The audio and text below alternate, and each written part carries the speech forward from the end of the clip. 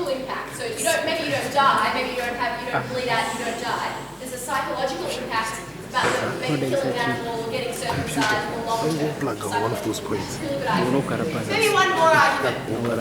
Whatever. Yes.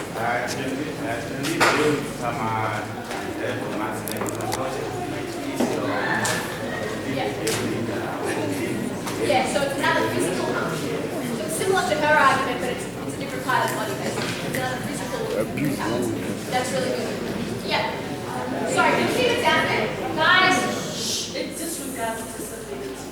There are people who have shortcomings in terms of physical capabilities, and if they might not be able to carry out one of those initiation procedures, so it sort of demeans those people, and they are not able to be inducted into medical.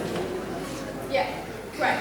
So there's this particular actor, a particular stakeholder that this lady is talking about. So instead of talking about able-bodied people, she's focusing on a different group, people who are disabled and how it might impact them, and how they can't enter manual, they don't have the same ability to get that benefit like the other people in the community. Anybody want to add anything? Yeah, sure.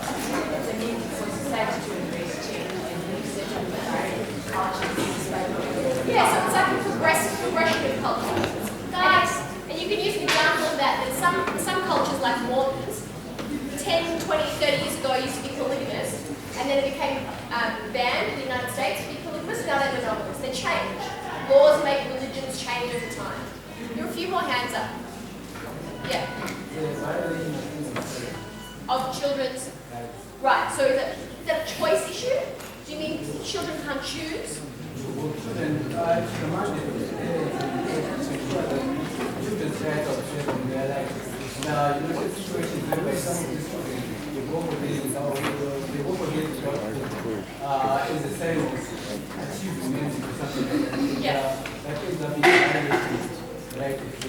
Yeah. This is another argument about children's rights. Yeah. In cases where the boys were raised by single mothers, then it comes to a point where there's no consensus because women are then safe, they're not supposed to get information on what is happening in those mountains. They just send their boys there and they don't get information on what is happening. So maybe there's psychological impacts on their families and their mothers. Another stakeholder, so we've talked about two stakeholders. So, oh yeah, here. Helen. Most of the initiation Sorry, a bit louder so everyone can hear you. it's irreversible.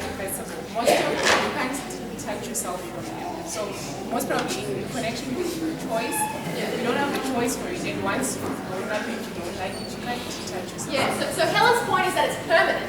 So once you've been circumcised and once you've done this thing that leaves a psychological scar on you, you can't undo that. There's some things that your parents make decisions for you that you can later change. They might educate you about something and you might decide to get an education about something else. They might teach you a religion but you might decide you're not religious. Once you're circumcised, you can't get uncircumcised, right? Once you've killed an animal in the bush, you can't undo that.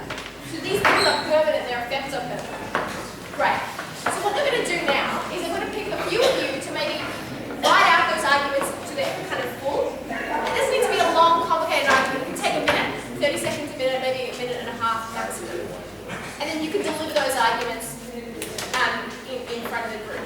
So, the first argument we're going to make is about, before I do that, do you all understand how those arguments are about the role of government? Is that a little clear to you? Yeah, so if that something is bad for people, people are making the wrong decision. The government needs to make the decision for them. Yeah, that's clear? So, first argument we're going to make is that physical argument. Physical harms, death, holes in your nose and you can't get away, those sorts of things. So who wants to present that argument at the front? You want to do it? Right, what's your name? Okay, I can't hear it. Say again. Tempe. Okay. Tempe's going to present that argument. So she's going to write out an argument about the physical impacts of initiation schools and why governments should intervene and restrict people in those cases. Who else wants to write an argument? The second argument we can run is in terms of disabled people. Do you want to run that argument that you came out with? You don't want to do it. I won't force you. What other arguments came out? We had the argument about permanence. We had the argument about choice. About children not having a choice. Does anybody want to run that argument?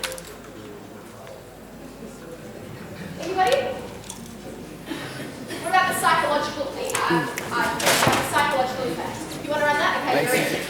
So we'll have these two guys trying to one argument, it's not a whole speech, about 1 minute, explaining why, for instance, in this case, the psychological impacts of this particular practice are so bad that the government should intervene. Right, so while they're doing that, I want the rest of you to start thinking about the opposition. These guys are going to write their one argument down and they'll present it. But while they're doing that, I want the rest of you to think about the opposition. Why should governments allow initiation schools to continue?